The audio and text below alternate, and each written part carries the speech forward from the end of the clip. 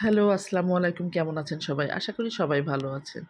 আপনাদের সাথে আমের আচারের ফাইনাল রেসিপিটা আজকে শেয়ার করব। দেখুন আমার আচারটা কিন্তু হয়ে গিয়েছে। ঠান্ডা করার পরে আমরা আচারটা বয়েমে রাখছি এবং অবশ্যই আচারটা বয়েমে রাখার সময় আমাদের খেয়াল রাখতে হবে যে আচারটা অবশ্যই একটু চেপে দেখুন এই যে আমরা কিন্তু একটু চেপে রাখতেছি।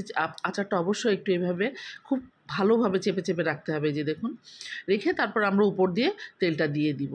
এবং এই আচারটা কিন্তু অবশ্যই আমরা ৩-৪ দিন টানা রোদে আমাদেরকে আচারটা দিতে হবে। দেওয়া হলে তারপরে এই আচারটা আপনি সংরক্ষণ করতে পারবেন অনেক দিন। এই যে দেখুন আমাদের আচারটা দেওয়া হচ্ছে, কী সুন্দর কালার হয়েছে। আচারটা কিন্তু আসলে টেস্টও হয়েছিল অনেক সুন্দর। এবং এই রেসিপিটা আপনারা যদি বাসায় করেন তো আশা করি আপনাদের রেসিপিটা অবশ্যই ভালো লাগবে।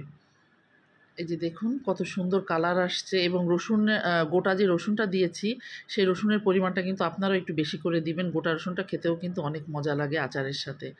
এই যে দেখুন, আচ্ছা আপনারা তৈরি করে অবশ্যই আমাকে জানাবেন। তো সবাই আপনারা ভালো থাকবেন। আল্লাহ হাফেজ।